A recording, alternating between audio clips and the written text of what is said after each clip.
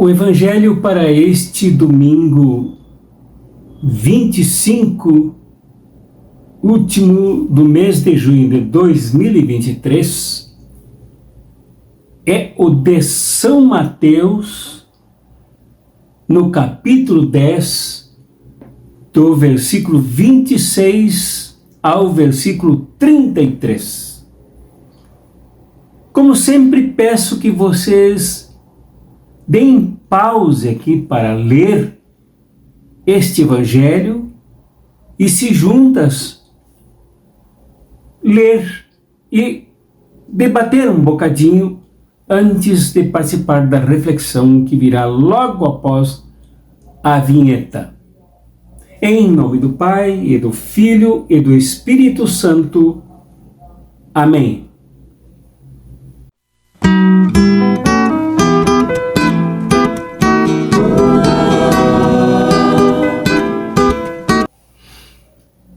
Este Evangelho de Mateus, do capítulo 10, do versículo 26 ao versículo 33, se insere no chamado discurso de Jesus sobre a missão com orientações para os seus discípulos e discípulas agirem missionariamente na proclamação do reino.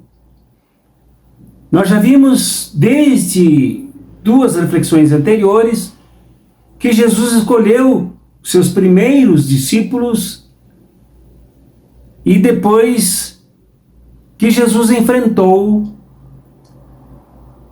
uma multidão desorientada, fragmentada, abatida, cansada, cuja situação ele comparou com ovelhas sem pastor. E agora Jesus, depois de também comparar o povo, as pessoas com quem trabalhariam os seus discípulos e discípulas, com uma seara, com uma messe frutífera, abundante, carente de trabalhadores e trabalhadoras, de missionários e missionárias, isto é, pessoas envolvidas com a missão do reino. Agora que neste trecho ele fortalece os seus discípulos e discípulas para enfrentarem todos os riscos sabidos nesta situação e em outras de toda a história da humanidade daí para frente. Ao anunciar aos seus discípulos que eles seriam proclamadores e discípulas proclamadoras do reino, do evangelho do reino, da boa nova do reino, do próprio Jesus como Messias, ele não deixou de alertar que o mundo dentro do qual eles ingressariam para isso era extremamente violento, marcadamente sangrento, e que não tardaria nem economizaria medidas para perseguir os seus discípulos e discípulas. Isto é, Jesus mostrou cristalinamente que ele não arredaria os perigos, não limparia o mundo dos homens, como diz aqui Mateus, maldosos, intensos em odiar, para que só então, depois do terreno pronto, os discípulos entrariam festivos e em paz para realizar a missão. Não, nada disso. Eles e elas proclamariam o reino, deveriam proclamar o reino no meio de todas estas hostilidades. Porém, conscientes de que Jesus não adularia a realidade e nem a mascararia, dizendo coisas do tipo, não, vão em paz que nada lhes acontecerá. Fiquem com Deus porque Ele os protegerá. Não, ele foi claro. Agora, ele disse algo que é próprio do conteúdo da proclamação, conteúdo da missão e do próprio Evangelho. Não temais aqueles que matam. Não temais os homens que matam o corpo, mas que não podem matar a alma. Como dizem alguns teólogos, evidentemente que aqui há um dualismo, pelo menos aparente, por parte de Mateus, ao separar corpo e alma. Na verdade, é preciso refletir, estudar, pesquisar um pouco mais para entender esta expressão e esta orientação de Jesus. Jesus remeteria os seus discípulos e discípulas para dentro do mundo que castiga os corpos humanos. Como vimos em reflexões anteriores, seguindo mesmo Mateus, e nos referindo a outros textos indicativos, vimos que esta região é marcada pela cegueira em virtude da enorme pressão, depressão e opressão aqui. Por coxos que se arrastavam sem pernas numa região de guerra, em que muitos tiveram seus membros decepados pelas espadas e patadas de cavalos. Esta é uma região violenta, ocupada militarmente. Nesta região, os corpos humanos foram sacrificados, deixando pessoas cegas. Tal é o ambiente de ódio e de violência. É nesse ambiente que eles deviam proclamar o contrário de tudo isso. O reino. Proclamar o Messias. Desocultar aquilo que era falado aos pés dos ouvidos. No escuro, como diz Mateus nesta figura. Agora proclamar aberta e publicamente para todos e todas entenderem a mensagem do reino. E aqui vale alguns destaques.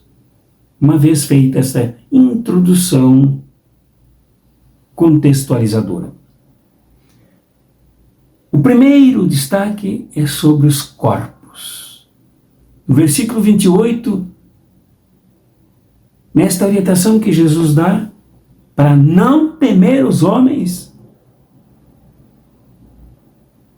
Mateus usa uma expressão para dizer que deviam temer, isso sim, aquele que, além de destruir os corpos, destrói as almas no inferno. No fundo, este inferno a que se refere Mateus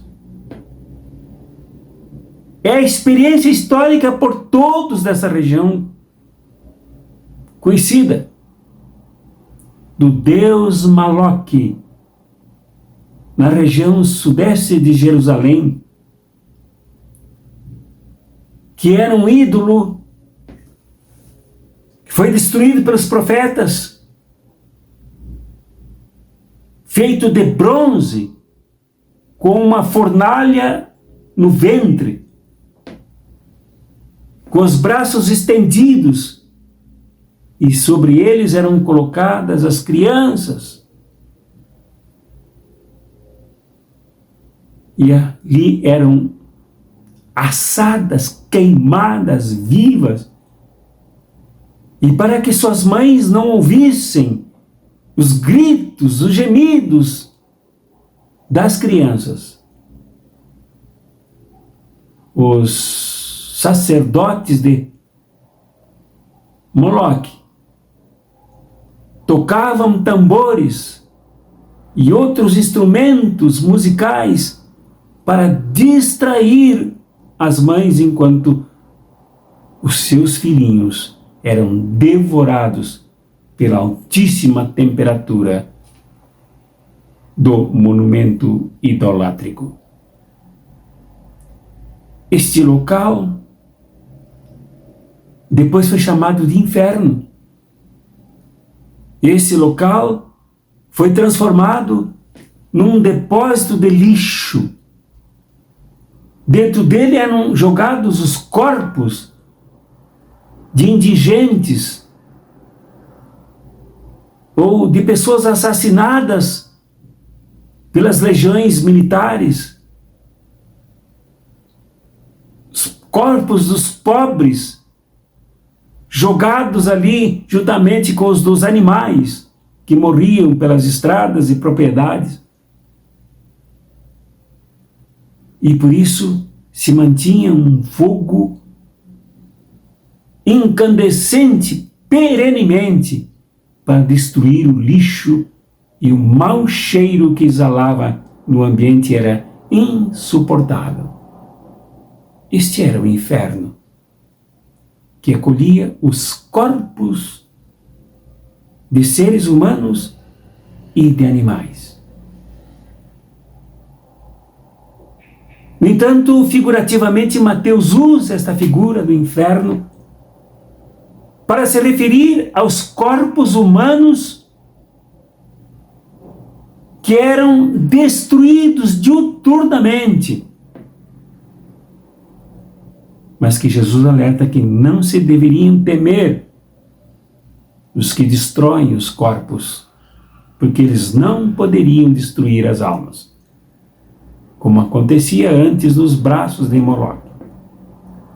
Moloque não destruía somente os corpinhos das crianças, mas as suas almas, porque os corpos, de acordo com a orientação aqui da cultura hebraica, da cultura original do texto de Mateus, as almas são todas as obras realizadas pelas pessoas.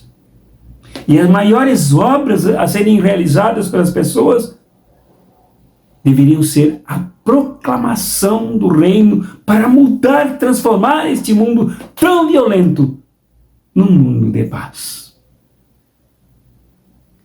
No entanto, esse mundo violento destrói os corpos e as almas, porque não permitiu que criancinhas tivessem tempo de crescer e deixar as suas memórias na história das suas construções familiares, sociais e nacionais. Então esse era um ambiente que matava os corpos, sacrificava os corpos, prostituía os corpos da pior forma possível, dilapidava o ser humano enquanto corpo, enquanto produção de bens que ficariam eternamente sobre o planeta Terra. Não temais estes homens, dizia Jesus. Mesmo diante das maiores crueldades. Imaginem os sacerdotes cantarem, tocarem instrumentos, enquanto as mães lamentavam, embora não pudessem escutar os clamores das criancinhas, os choros das crianças.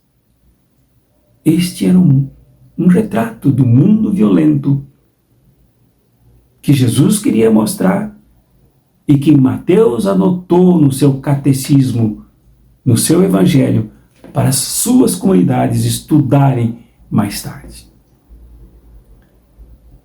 Segundo ponto que é digno de destaque aqui é que o não temer é exatamente a posição contrária das ameaças. As ameaças ingerem, inoculam medo nas pessoas. E o medo, atuando fortemente nas pessoas, as enche de fantasmas, as enche de pesadelos, torna os seus sonhos infernais, destrói as suas relações familiares, aumenta a desconfiança entre todos e todas. O medo aniquila as potencialidades humanas. No entanto, Jesus anunciou o reino que descontrai, que descongestiona, que limpa desse medo terrível que esmaga as pessoas de dentro para fora, tornando-as, inclusive, covardes. Esse não temais é a resistência da fé, é a resistência evangélica, é a resistência do reino, é a resistência do Messias, agora compartilhada e inoculada como uma forte injeção que expulsa o medo e coloca coragem nos seus discípulos e discípulas. Este não temais, que expulsa o medo, colocou, como se viu em Atos dos Apóstolos, os discípulos e discípulas nas ruas, nas estradas, nos povoados, nas cidades, os esparramou pelos países, por mais violentos que eles fossem, para vivenciarem o reino em forma de proclamação, como pregação, como sermão, como homilia, mas também como testemunho, como martiréu, com disposição, inclusive, de imolar as suas vidas sem reclamar da sua missão. É isto que o reino gera nas pessoas. A disposição de proclamar com trepidez, com coragem. Cuidando sempre a segurança, evidentemente. O Apocalipse se refere a que os discípulos construíram vários símbolos para se identificarem uns aos outros e não se deixarem espionar e trair pelo inimigo, que aí estava pronto a destruir os corpos e impedir as almas.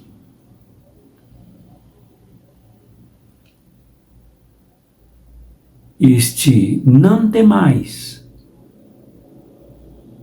faz com que a disposição de proclamar e de viver o reino faça a gente, o ser humano, e não é somente igreja aqui, porque igreja depois ao longo da história acabou por ser menos proclamadora desse reino, vivenciadora desse reino, radicalizadora desse reino, do que eram os primeiros desse movimento de Jesus, movimento primitivo, movimento inicial.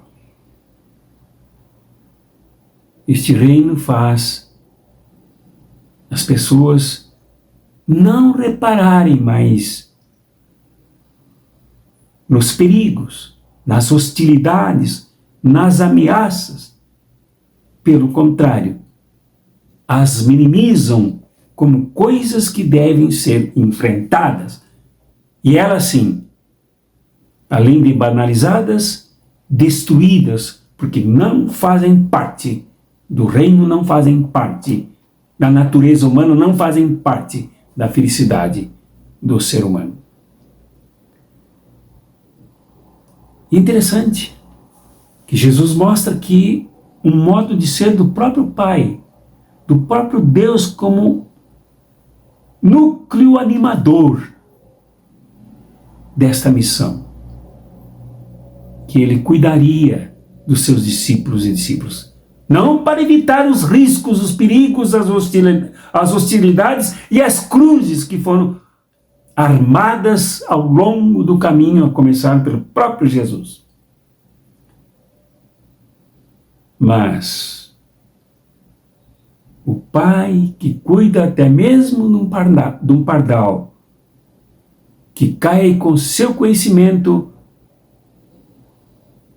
porque ele toma conta da sua criação, que sabe de quantos cabelos temos em nossos corpos, porque ele cuida de nós. A fisionomia de Deus aqui, como pai e como mãe, é daquele que acompanha na missão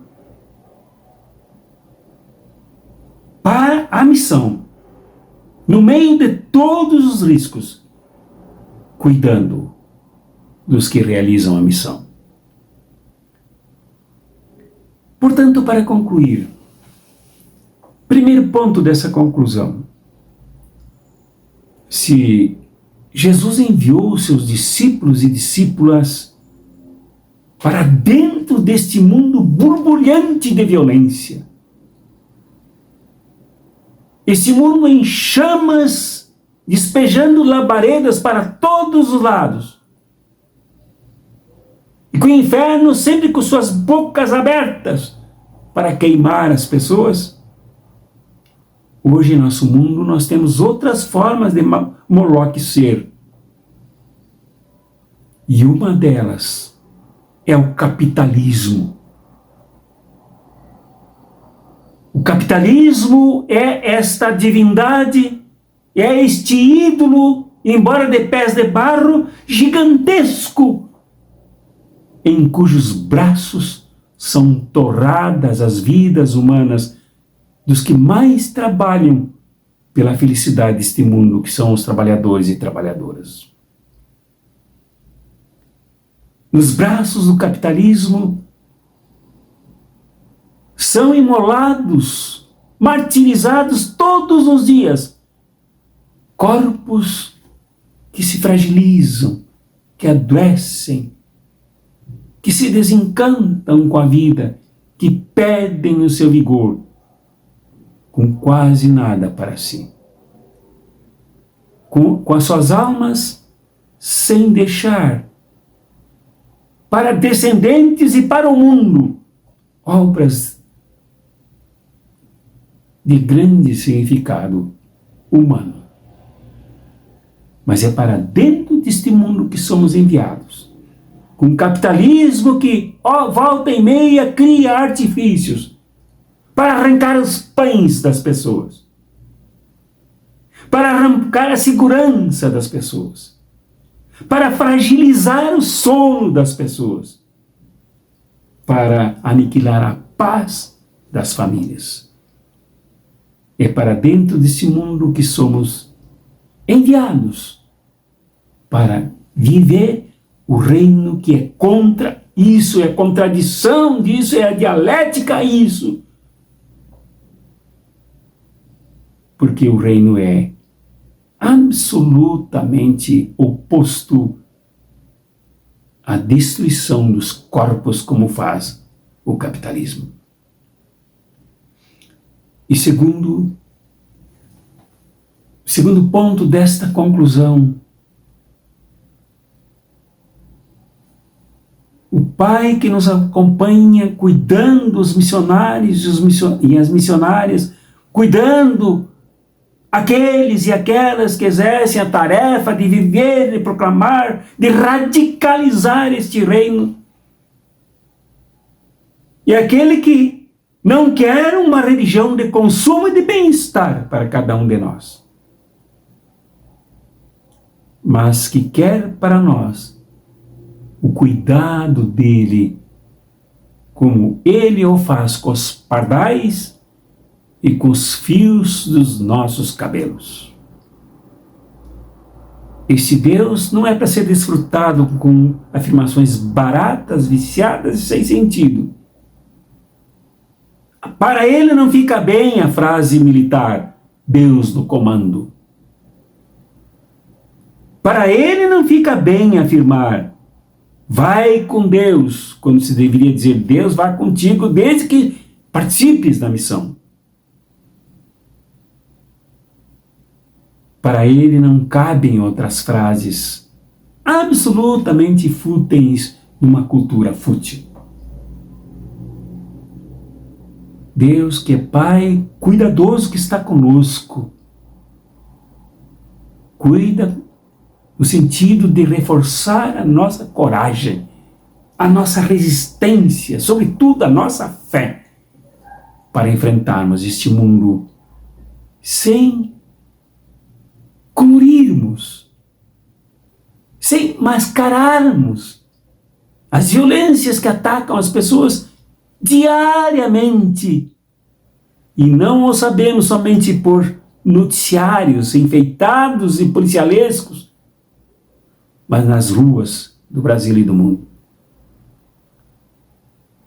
Esse é o grande desafio do reino hoje, que é anticapitalista, é antineoliberal, é antifascista e antifanatismo dos que falam dentro das igrejas, querendo para si religião de consumo de bem-estar, um Deus particularizado e pessoal, sem nem envolvimento com este mundo tão arriscado e perigoso. Então por isso eu te digo, meu irmão, minha irmã, que o Deus que cuida dos pardais e dos fios dos nossos cabelos, isto é, de todos os nossos detalhes que nós mesmos desconhecemos, de tudo na criação. Talvez por isso o grande alerta pelo cuidado do meio ambiente totalmente ameaçado agora.